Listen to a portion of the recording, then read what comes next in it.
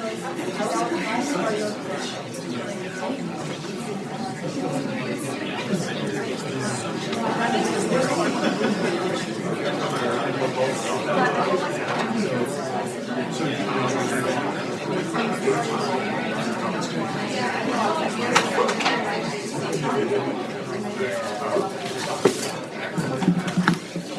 morning. Welcome. I'm David Wessel, Director of the Hutchins Center on Fiscal and Monetary Policy. Glad to see so many of you here this morning to hear Michael Barr talk about the end of the Basel endgame. Bank capital, as most of you in the room know, but just in case, is a measure of the investment that bank shareholders have in the business. In contrast to deposits or money that the bank has borrowed, capital does not have to be paid back. A bank that has sufficient capital can cover customers' deposits even if the loans it has made aren't repaid or if its investments drop in value. It's a cushion, a buffer that protects a bank from insolvency and thus, importantly, reduces the risk that a bank failure can trigger system-wide financial instability. If banks have too little capital to absorb the risks they take, they can, in bad time, screw us all. And we have seen that happened. It's clear now that many big banks had too little capital going into the global financial crisis in 2007. So the Basel Committee on Bank Supervision issued recommendations to national regulators, which are known as Basel III. In July 2023, the Federal Reserve, the Office of the Comptroller of the Currency, and the Federal Deposit Insurance Corporation published for comment changes to bank capital rules that were intended to be aligned with Basel III, hence the Basel III endgame, which does sound like a video game, I know. Now, the banks were, to put it mildly, unhappy. Banks don't like to have more capital because more capital means less leverage and basically means lower profits. And the banks were rather outspoken about their opposition. There were even TV ads and websites like Americans.Can'tAffordIt.com and StopTheBaselEndgame.com. Some members of Congress joined in the criticism. Even among regulators, there was some reluctance. The Federal Reserve Board voted 4-2 to put the regulations out for comment, but Fed Chair Jay Powell expressed some reservations about the proposal.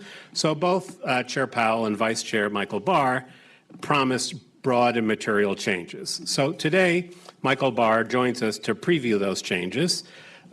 Michael has been Fed Vice Chair since July 2022. He was, before that, among other things, Dean of the Ford School at the University of Michigan. He's written several books and articles on financial regulation and financial inclusion. He served in the Treasury during the Obama administration and was instrumental in writing Dodd-Frank. He's worked in the White House, the Treasury, and the State Department in the Clinton administration. He's a graduate of Yale University and Yale Law School. He was a Rhodes Scholar, and he has, in the past, been a non-resident fellow at Brookings. After Vice Chair Barr's remarks, I'm going to join him on stage and ask a few questions and then turn to the audience.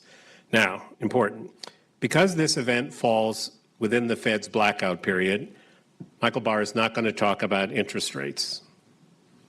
I was worried that 3 people or half the audience would leave, Michael. So I suggested to Michael that to get around the rules, he should just show up with a football jersey that said either 25 or 50. But as you'll see, he didn't take the suggestion. Michael Barr.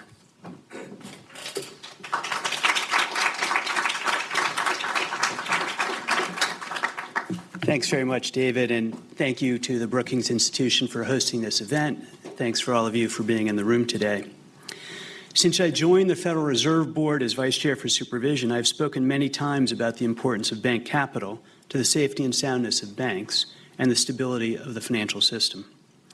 It is critical that banks have the capacity to continue lending to households and businesses through times of stress. Bank capital is a key component of this resilience. And bank capital rules help to ensure that banks are holding capital commensurate with the risks of their activities and the risks that they pose to the U.S. financial system. But capital has costs too. As compared to debt, capital is a more expensive source of funding to the bank. Thus, higher capital requirements can raise the cost of funding to a bank, and the bank can pass higher costs on to households, businesses, and clients engaged in a range of financial activities. These activities are critical to a well-functioning economy that works for everyone. That's why it's important to get the balance between resiliency and efficiency right. Today, I'll return to these themes in the context of two rules of great public interest, the Basel III endgame proposal and the proposal to adjust the capital surcharge for globally systemically important banks, or G-SIBs.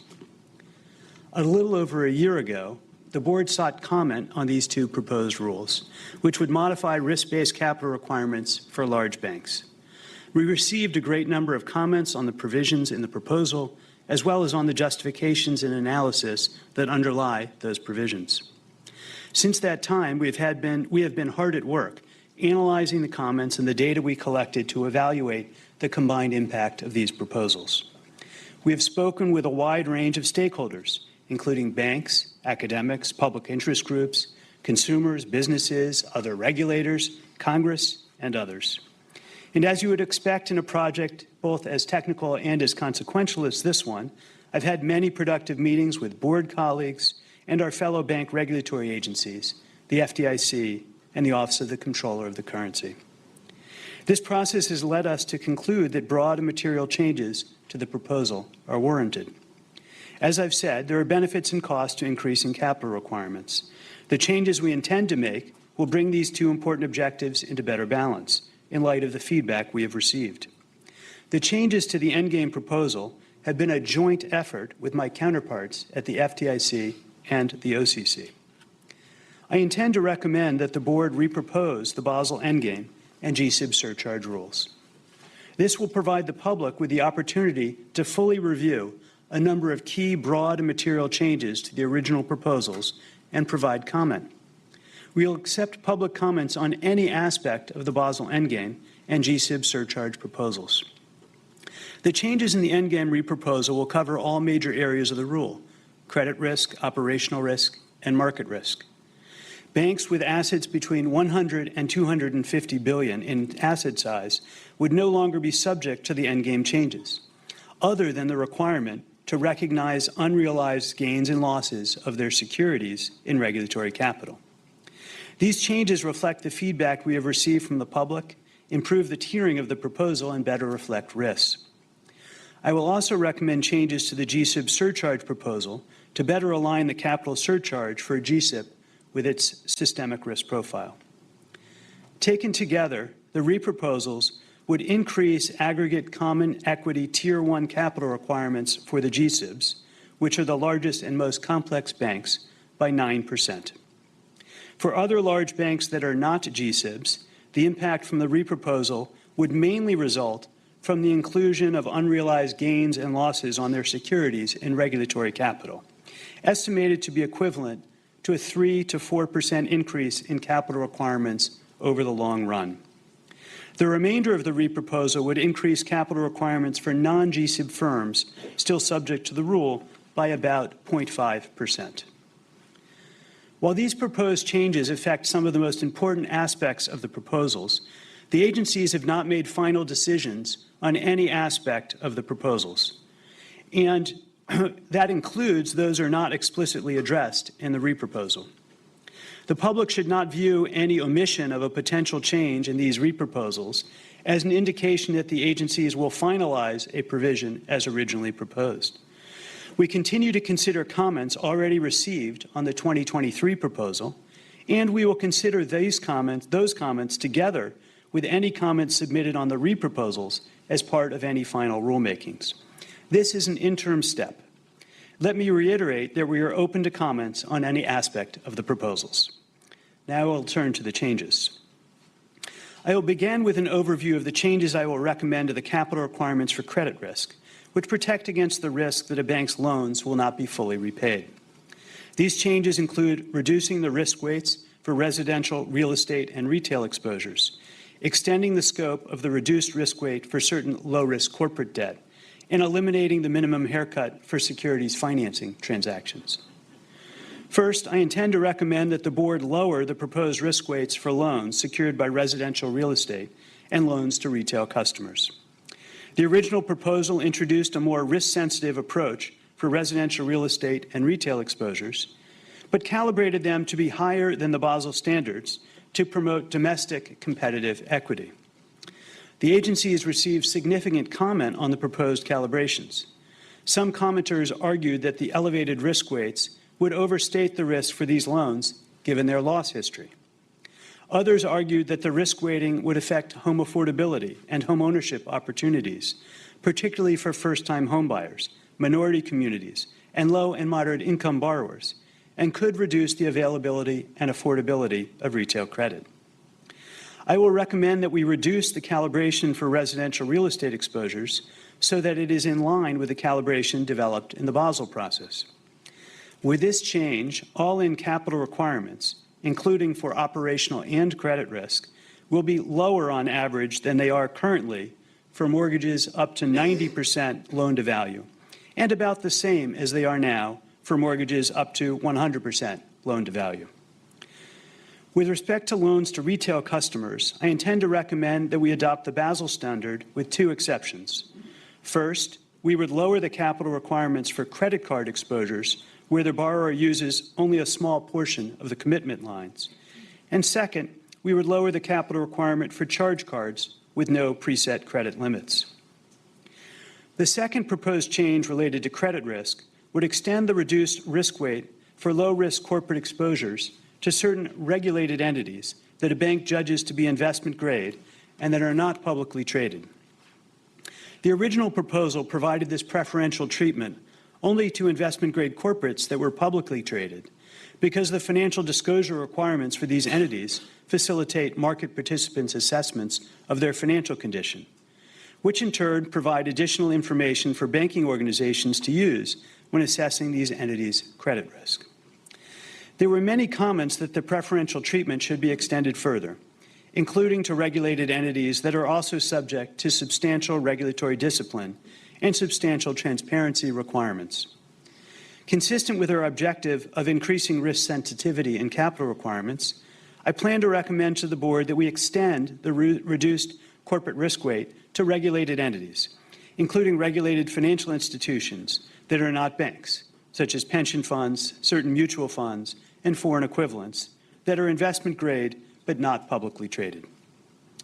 Third, I intend to recommend that the board not adopt the capital treatment associated with minimum haircut floors for securities financing transactions.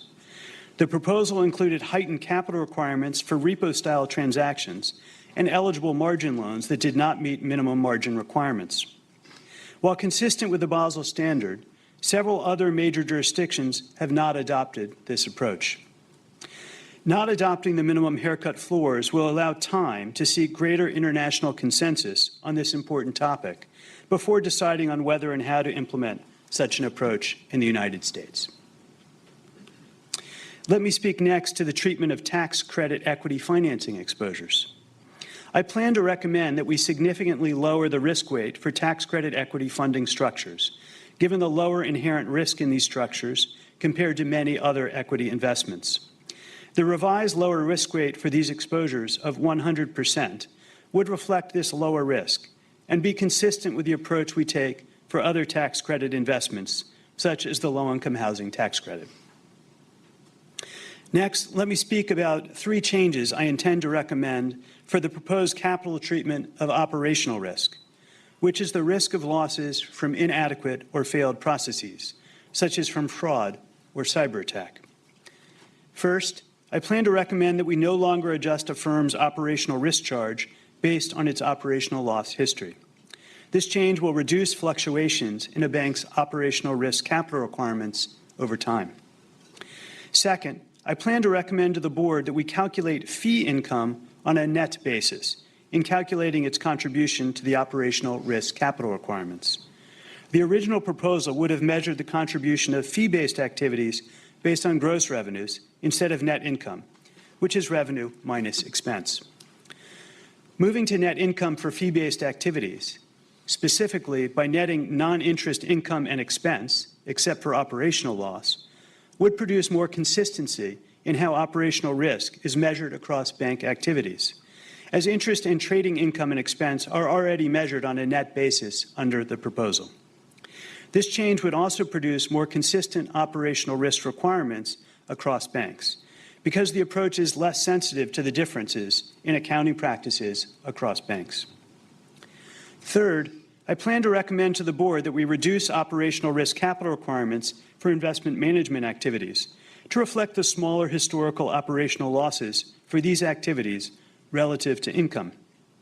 The agency has received comments suggesting that some fee-based business lines have incurred meaningfully lower operational losses than other business lines. We have found evidence that investment management has historically experienced noticeably low operational losses relative to income produced. Now I'll speak to the capital treatment for a bank's trading activities and its derivative activities. The endgame proposal included a number of important improvements relative to the current market risk capital framework, including to incorporate lessons learned from the global financial crisis that have not been sufficiently addressed in the current framework.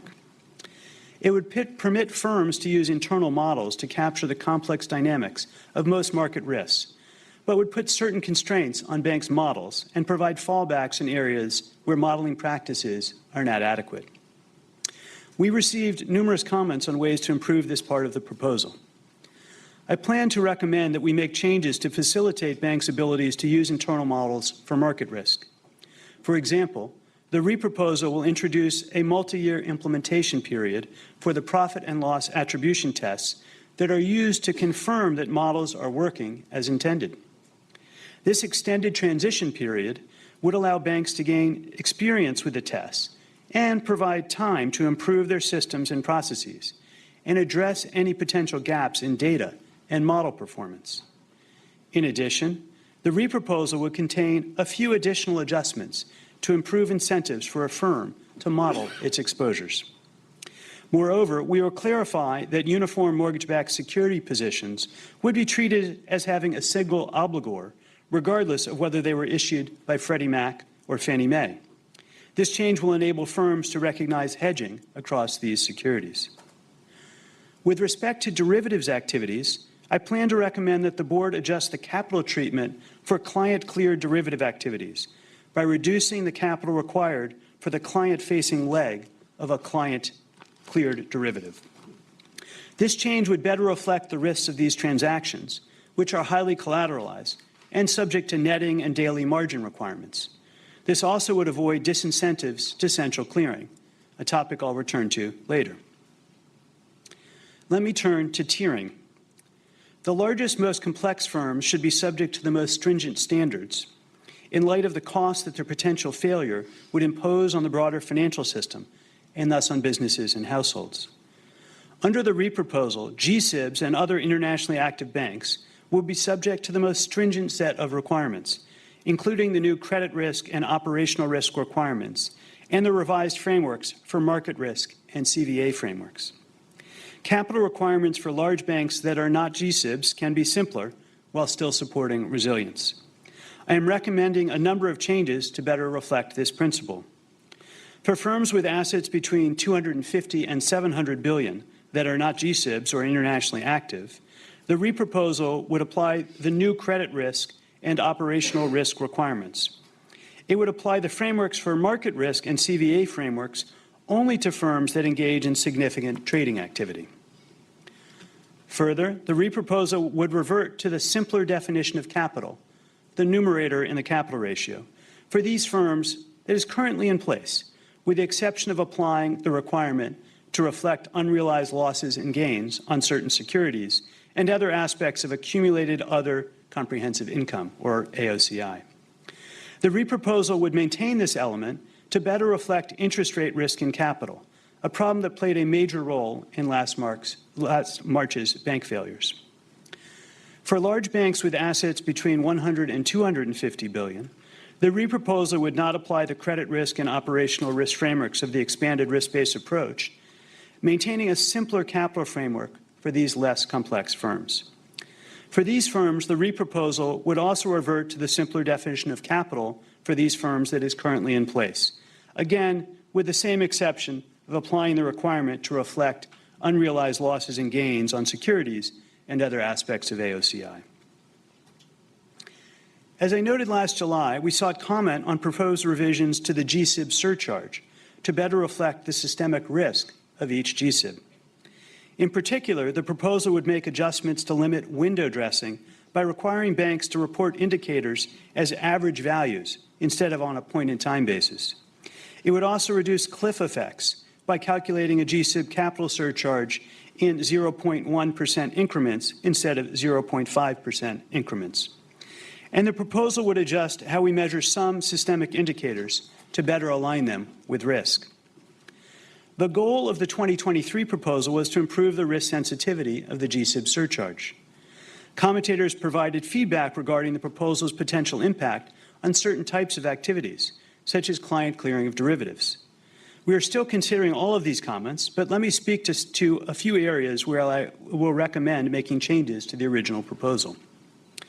First, I'll speak to the treatment of cleared derivatives. The proposal would have increased the extent to which client-cleared derivatives contribute to a bank's G-SIB surcharge to promote consistency of the measure. However, commentators argued that the measure might result in higher costs and more volatility for derivative end users and might reduce incentives to provide client access to central clearing. While it is important for our capital rules to be risk-sensitive, it is also important that we consider the impact of our rules in the broader market context. Central clearing of derivatives is a critical tool that can help improve transparency and reduce systemic risk. To avoid disincentives for client clearing, I intend to recommend to the board that we not adopt the proposed changes to capital requirements associated with client clearing. Second, let me speak to changes in the surcharge proposal that I will recommend to keep the measures we use up to date. The U.S. G-SIB surcharge was set nearly 9 years ago, and the growth in the economy since 2015 has meant that G-SIB's measures of systemic risk have increased, even for firms whose share of domestic or global economic activity has not increased. The board noted the potential for this effect in the original 2015 G-SIB rule. While it did not provide a mechanism to automatically adjust for economic growth at that time, the board stated that it would periodically reevaluate the framework. As part of the G-SIB reproposal, I intend to recommend that we improve the calculation of the capital surcharge for G-SIBs by reflecting changes in the global banking system since the board adopted the G-SIB surcharge in 2015. In addition, for the future, I intend to recommend that we account for effects from inflation and economic growth in the measurement of a G-SIB systemic risk profile. As a result, a G-SIB surcharge would not change based simply on growth in the economy. The journey to improve capital requirements since the global financial crisis has been a long one, and the Basel III endgame is an important element of this effort. These reproposals bring us closer to completing the task. The broad and material changes to both proposals that I've outlined today would better balance the benefits and costs in light of comments received and result in a capital framework that appropriately reflects the risks of bank activities and is tiered to the banking sector. They also bring the proposals broadly in line with what other major jurisdictions are doing. And what does this all mean? A safer and fairer banking system. My goal through my nearly 30 years in this field has been always to help ensure that the banking system can support households and businesses of all types during good times and bad. In addition to the reproposals outlined today, we are looking carefully at how our stress test complements the risk-based capital rules to help ensure our overall framework supports a resilient and effective banking sector. We are attentive to the interactions across all components of our capital framework, as well as the combined burden and benefits, and we take these issues seriously. In all of our work, we will continue to seek an approach that helps to ensure financial system resiliency and supports the flow of credit to households and businesses. It's most imperative that we get this right. Thank you very much.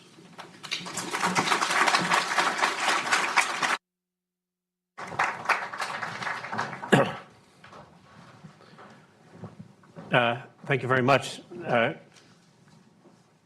Michael, you promised it would be all spinach and no appetizer and dessert, and you delivered. Yes, it's a spinach-only speech.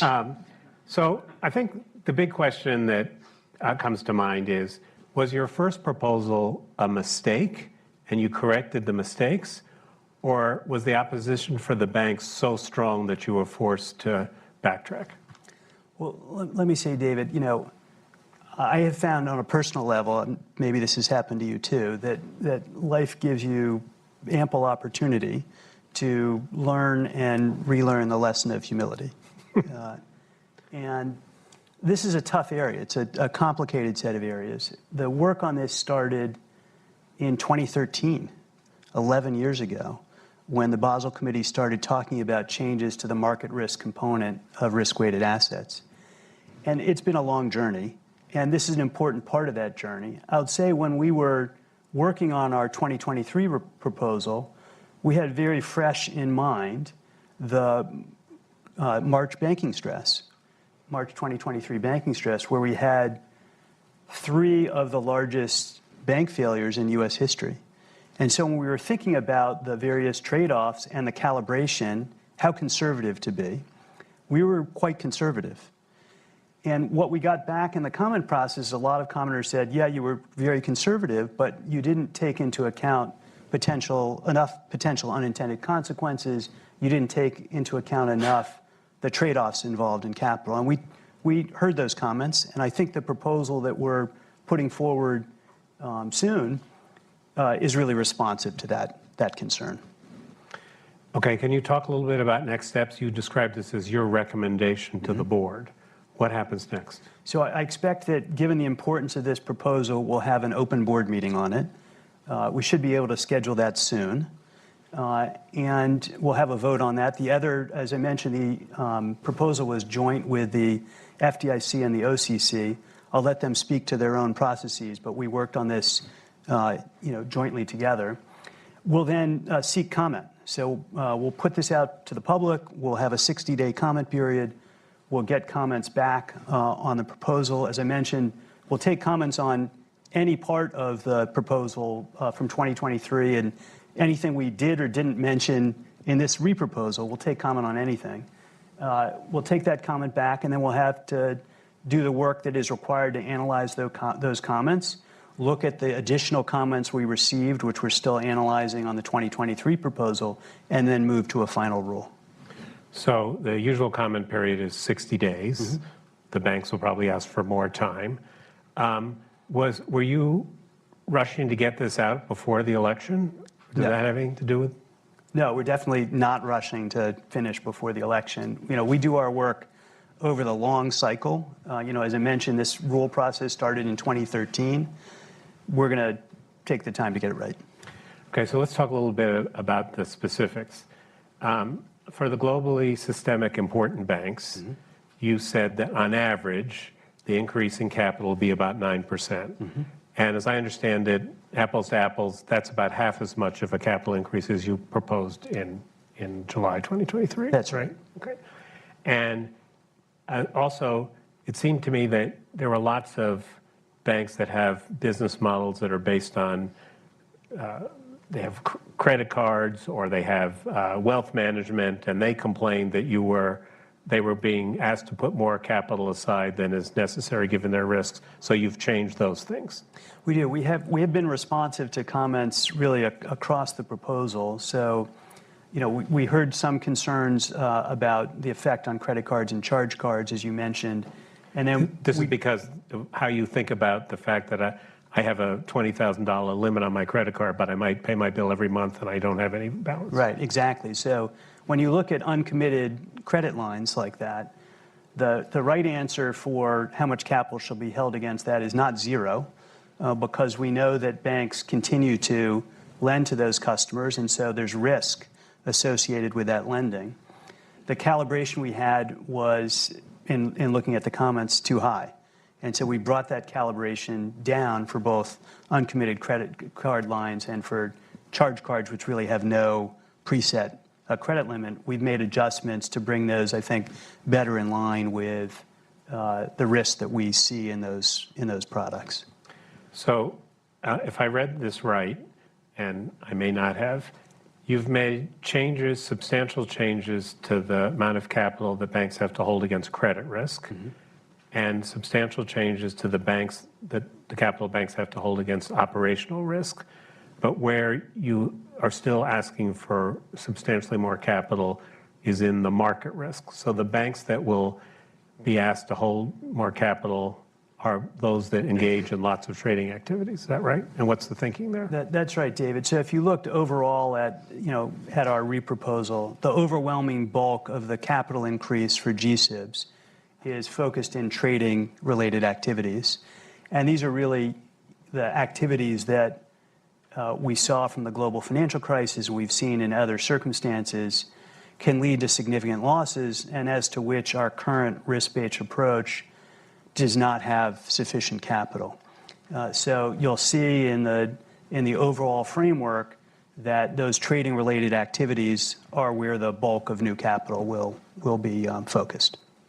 So there was a lot of criticism from the banks about and from advocacy groups about what this would do to mortgages, and that they said it would make mortgages lending even less attractive than it is now.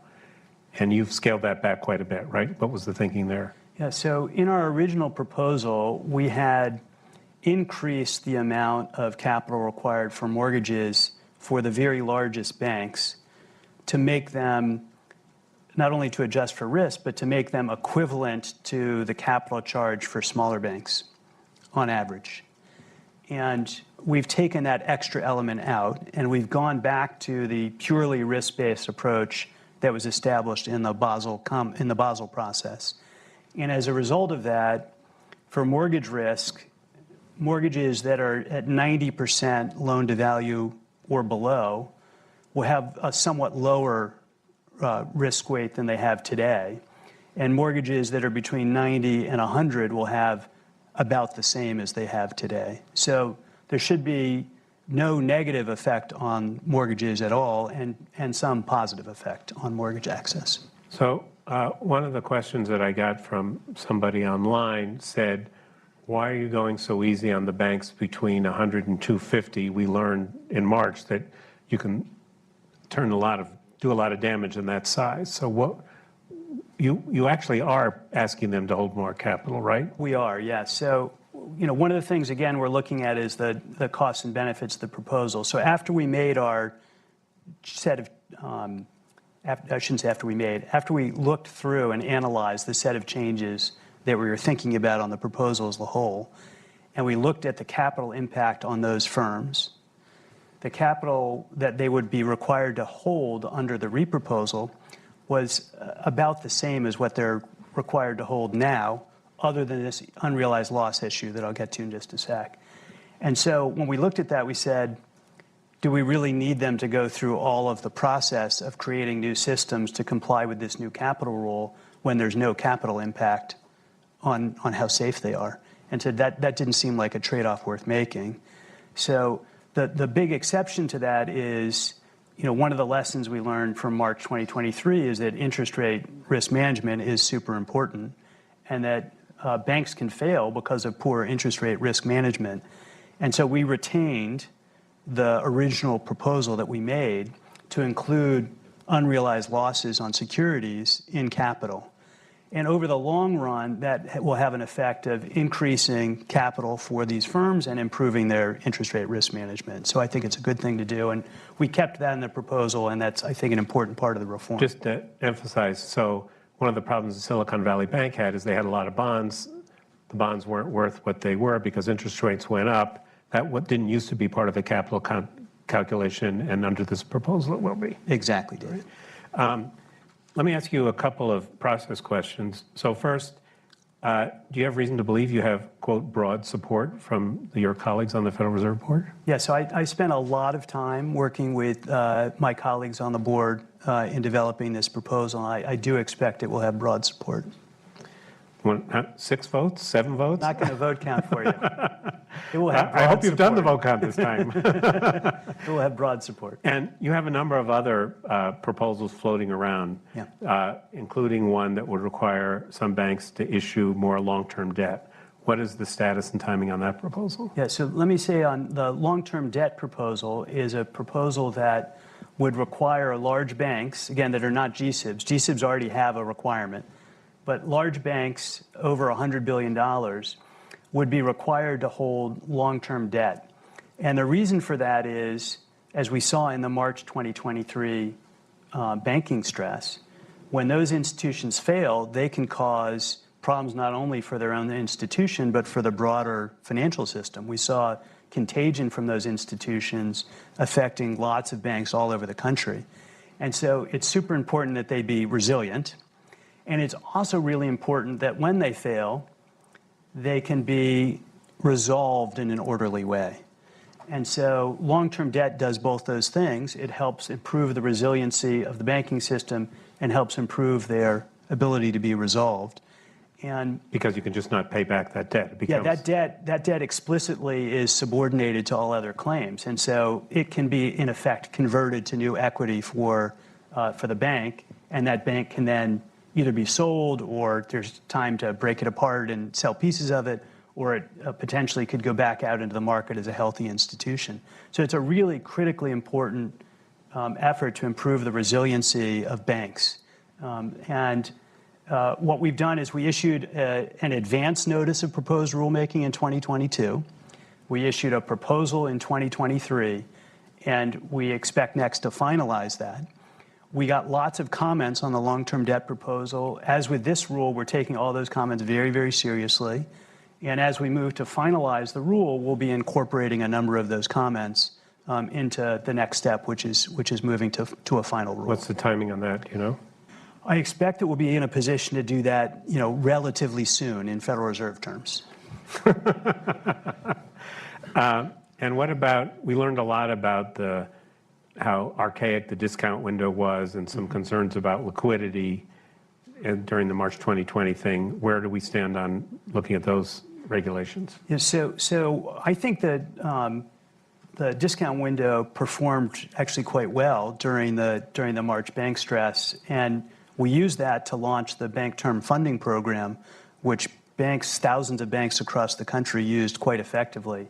But there's still ways that we can improve the operations of the discount window. We have been working on that since March. We've made a number of improvements, including things like making it easier to apply online to get discount window access.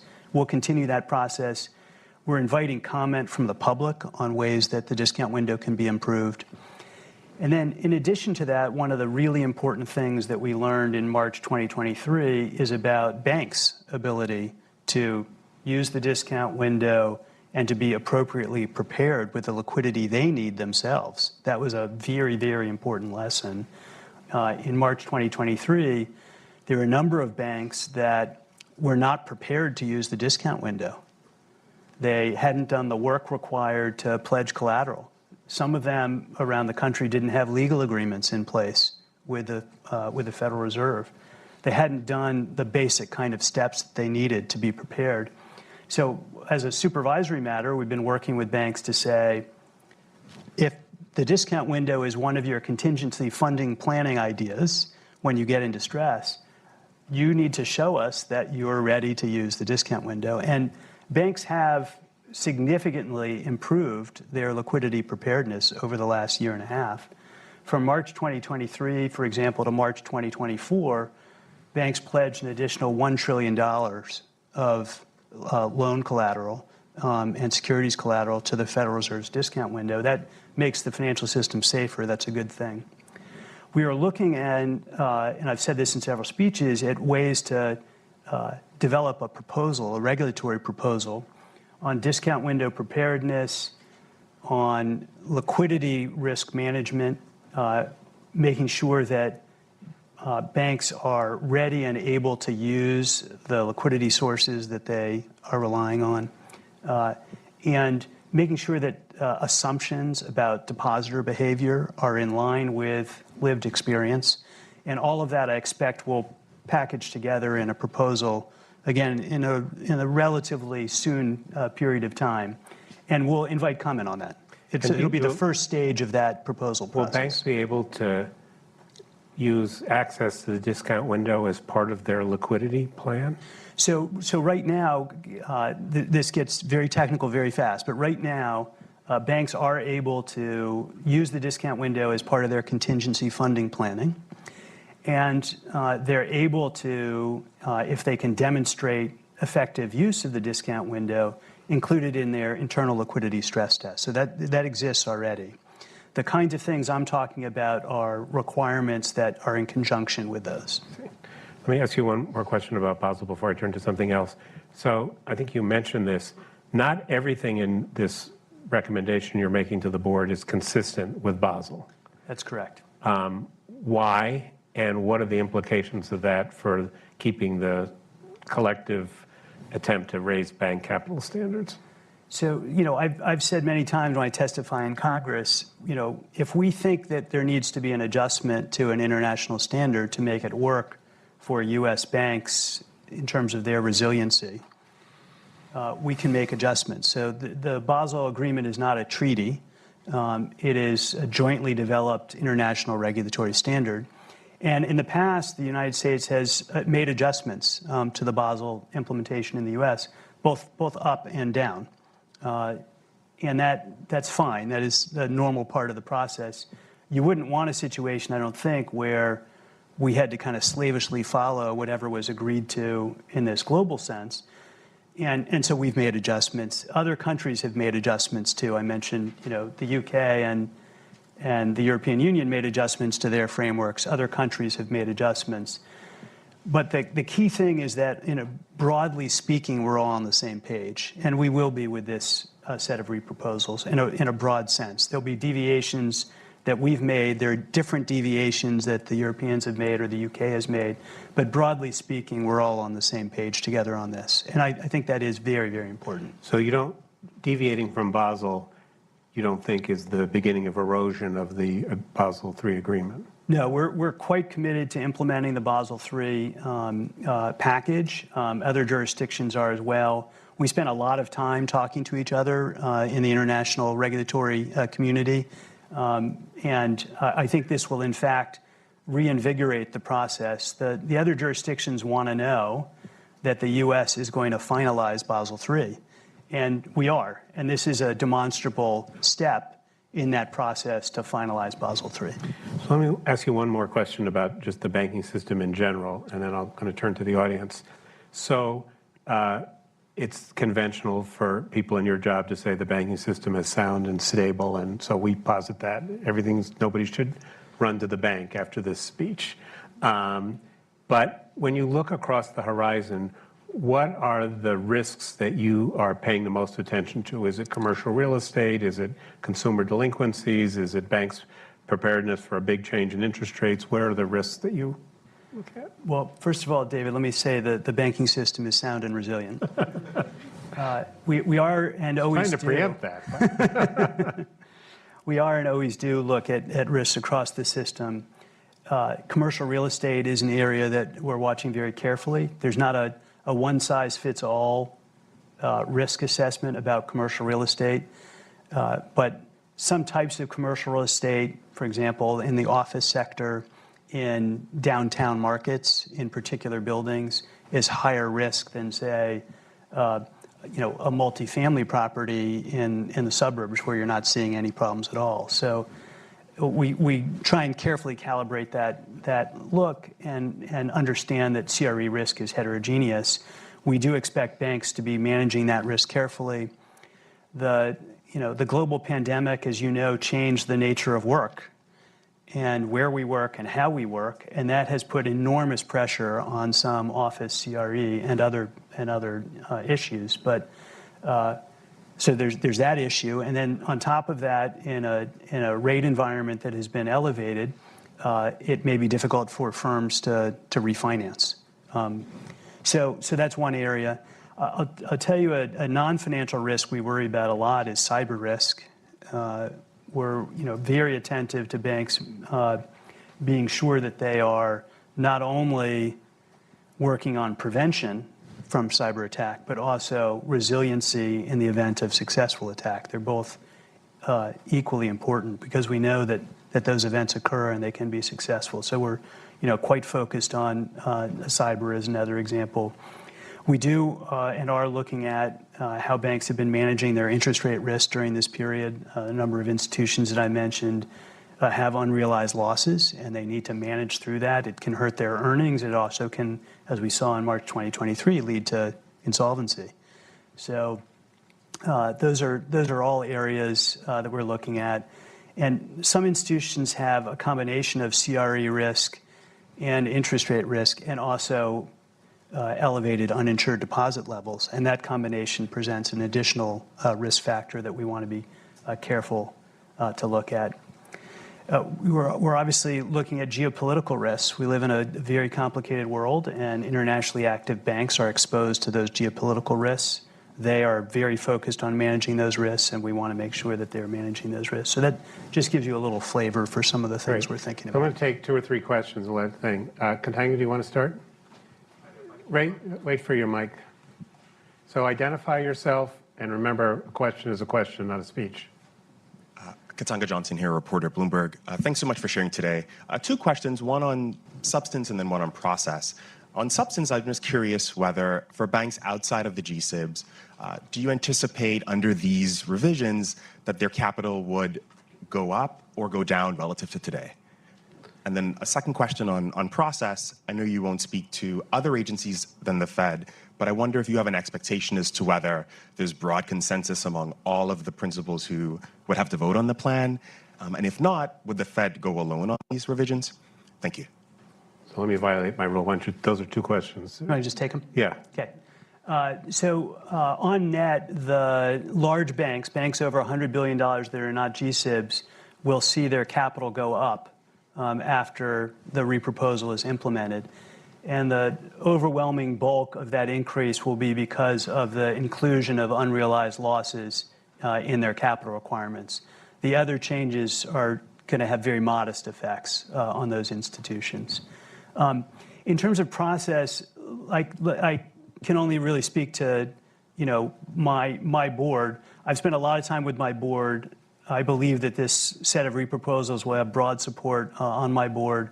And they were developed jointly with the FDIC and the OCC. All 3 agencies worked hand in glove together to develop these proposals over many, many months.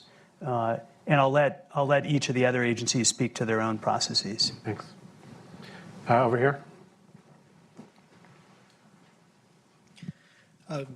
Hello, Vice Chair Barr. My name is Hugo Dontan with Washington Analysis. This January, you actually had mentioned that you were planning on putting out the quantitative impact study for comment.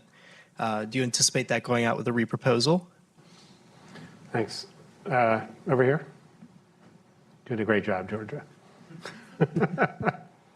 Hi, John Heltman with American Banker. The Basel proposal is sort of thought of as a response to the Silicon Valley Bank failure and the unpleasantness of March 2023. Maybe that's just timing.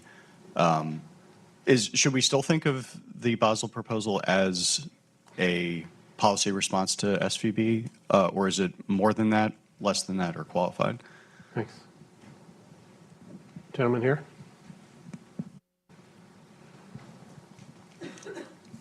Hi, Richard Gray from the IF. Thanks for the comments. There was a lot of spinach. We like to give names, Basel 3.1, Basel 4, Basel endgame. This might be, when it's finished, the Basel Popeye proposals, but because of all the spinach in there. But just on timing, in relation to timing, to the extent you can, when do you hope that the reproposal can be put on the table? And more importantly, I guess, implementation date, because when you do consultations, you nominate an implementation date. The original was July 2025. Unlikely, I think impossible to meet that now with a reproposal. That's understood. Do you propose, or can you give us some indication of the initial implementation date?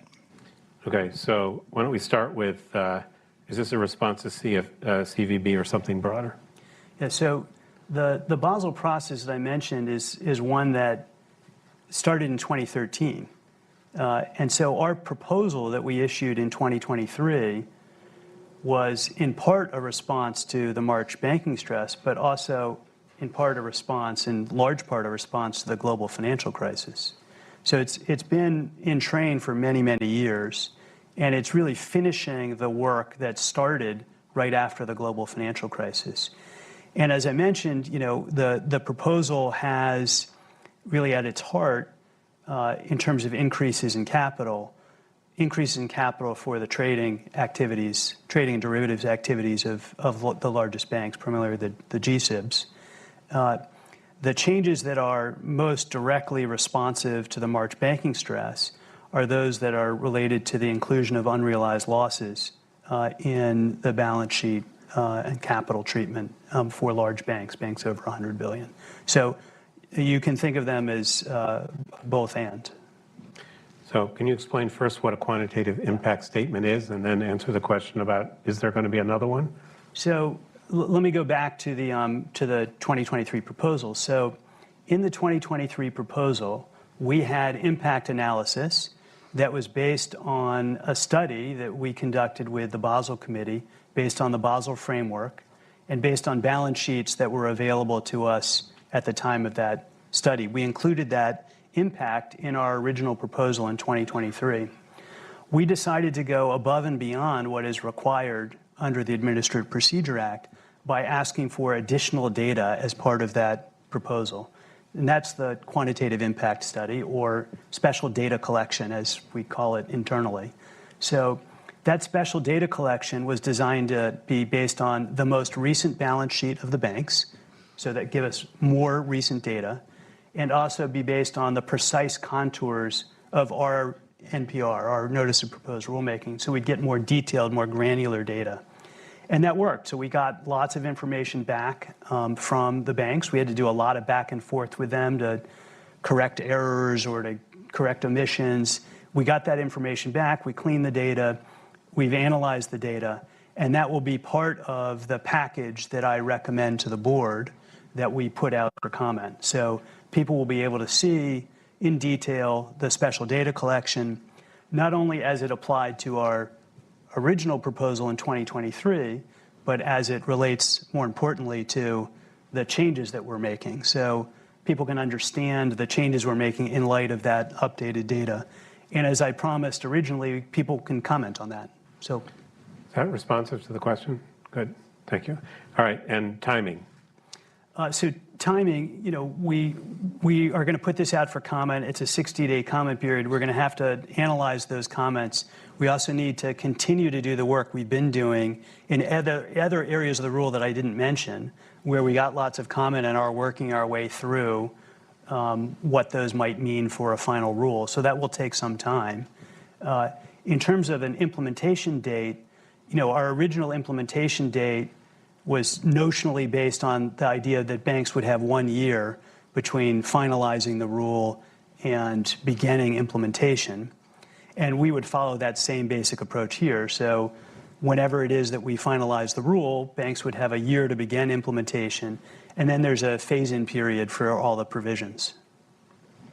Thanks. Gentleman in the front, and then there's two in the middle. Sarah, can you come down and give it to the guy with the bow tie? Yeah, I wanted to ask. Tell us who you are. Oh, sorry. My name is Alex Graff. I'm a banking reporter with S&P Global. I wanted to ask to what extent the Basel III endgame proposal could further be delayed or disrupted should we switch to a Republican government after the election. Okay. John Shelton, Advancing American Freedom. One of our concerns in the previous round of rule comments was that over the past half century, we've seen the standardization of banking that has reduced the diversity in the banking sector of different models of banking. We've also seen reduced banking charters throughout that whole time. I'd be curious what your prognosis is on how Basel Endgame would impact that. Will we see kind of continued stagnation of new charters? And how do you think that will affect the stability and resilience of the banking sector as a whole? Great. I'm going to pass it to your right.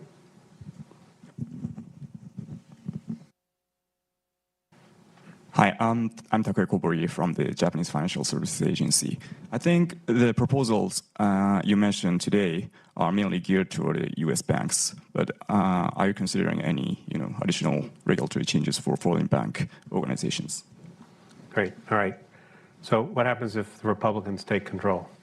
So I view my job at the Federal Reserve as not paying any attention at all to elections. I have a job.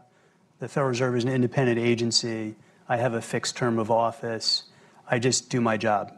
So we're not paying attention to the election cycle in terms of any of our work that we do, and I'm not paying attention to it for this purpose. So your term runs to 2026? Correct. And you're the only American who's not paying attention to the election. The question about diversity in banking models and the reduction in charters. So I think that it's really important for the United States, for our economy and for the banking system, that we have a wide diversity of kinds of financial institutions in this country, banks and non-banks. We have a really healthy, really vibrant, very competitive financial services sector. And part of that is because we have lots of diversity in the kinds and types of institutions that we have. We have, really small community banks that serve their local community really effectively. We've got regional banks. We've got mid-sized banks. We have large banks. We have globally systemically important banks. We have banks with very, very different business models across all the different sizes of institutions. And that diversity is really healthy. It's an important value that I have and hold for our financial services sector. I don't think that the Basel endgame, either as proposed or as reproposed or as finalized, will have a major impact on any of that. But it seems to me that the reproposal addresses the concerns of some banks with specific business models that felt they were being affected unfairly, and the ones who are going to have the most criticism are the big banks whose capital is going to go up. So you've carved out some of the things in diversity. And then the question about how does this affect international banks? Yes, so we will make a set of changes in the reproposal that affect foreign banking organizations. And I expect as we move to final, we'll also be looking at that. Those issues are relatively smaller in terms of their effect on foreign banks than domestic institutions. So I don't anticipate that the reproposal will have a significant effect on foreign banking organizations. Hi, I'm Aaron Cadell from Global Counsel here in Washington, D.C. I wanted to ask a question about bank merger policy. U.S. banks, particularly regional banks, had a robust period of consolidation post the end of the prohibition on interstate banking operations, but that has really stagnated. Some people think that there's a policy dynamic related to that, to the point that, say, First Republic really had no major other regional bank buyers, so it fell to the hands of J.P. Morgan, which is a too big bank fail. It became even bigger as a result of that. Right. So this is not just about the Basel Endgame rule, but do you think that there are, particularly given the actions of DOJ and FTC to be involved in this process, does the Fed have any role in making bank mergers easier or more difficult to do, particularly for the regional banks, some of whose are covered by your proposal? Thank you. The woman here. Thank you. Hi, my name is Ria. I'm from George Washington University. Currently, many G-SIBs have different risk-weighted asset requirements when it comes to lending through MEGA guarantees in the World Bank. Does any part of the Basel III Endgame seek to tighten the phrasing on that to ensure that there's more uniformity? You already had one. Come on. All right, Mike. You got it for being persistent. This is more just a quick question. So when you put out the Basel proposal, you also estimated the capital impact for FBOs would be higher than for other Category 3 and 4 banks. Do you have an estimate? Foreign banking organizations. Yeah. What the impact will be for FBOs in the reproposal? Okay, mergers, MEGA, and FBOs. So let me do those maybe in reverse order. On foreign banking organizations, are the special data collection that I mentioned earlier, the information that we got from that special data collection suggested that, based on the bank's own information, that we had significantly overestimated the effect on foreign banking organizations of the original proposal. And that information will be in the special data collection section of this reproposal document, and people will be able to sort through that and see that.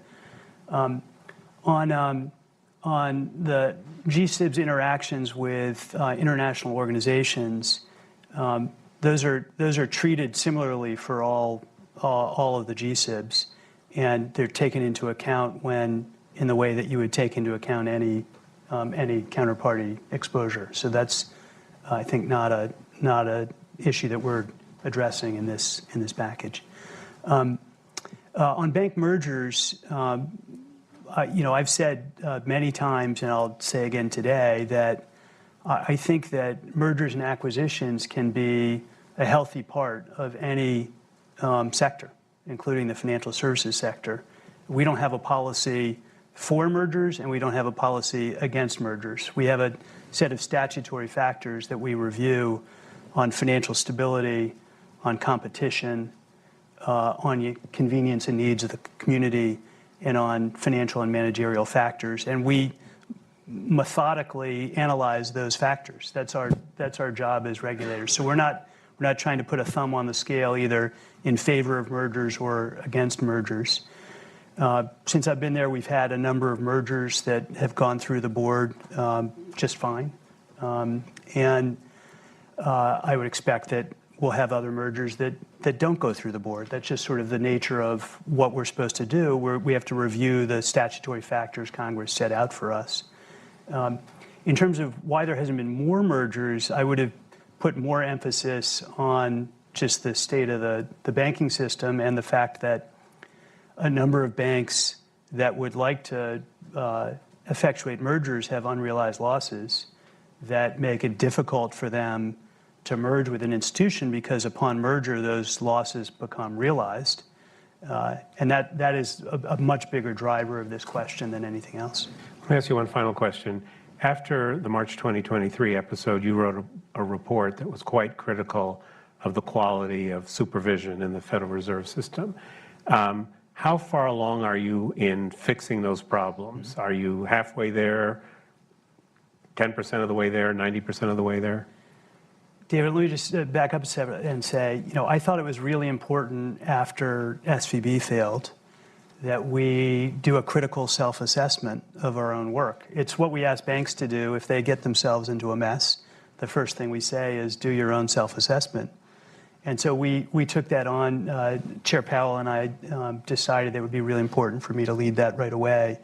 And we were able to produce a really, I think, very, very good report. It was conducted independently by staff who had not been involved in the supervisory process with respect to SVB from around the Federal Reserve System, both at the board and in the reserve banks. And the staff did, I think, just a first-rate job on that report, and I'm very grateful to them for that. The lessons that we took from that were a few. One is that we want to make sure that supervisors can act with the speed, force, and agility that is commensurate with the problem that they're facing. There are lots of times when speed, force, and agility are not that important. Either the problem is not very large or it's not urgent. But when it is, you want supervisors to be able to act. And so what I've been emphasizing really since I arrived in July 2022 is that I have the supervisors back. And I think that message is a very important one. We have been improving our internal processes so that when significant issues arise, we can act faster as a board or as Reserve Bank in taking the step that is required to do that. And we're looking at whether we have the right resource match for the kinds of institutions that may be fast growing or present outside risks, but are not the very largest institutions in the country. And so all of that is in process. I'd say we're making progress on all of those fronts. The work is not done. These are issues that come up in supervision, not just at the Fed, but at other agencies. They've arisen and been discussed over a long period of time. If you go back and look at reports from the global financial crisis, those kinds of issues arose then. Other jurisdictions in other countries have raised these issues. So I don't want to overclaim on this. It's going to be a process that we're working our way through. So not done? Not done. Not done. Great. With that, please thank me in joining Vice Chair Barr. And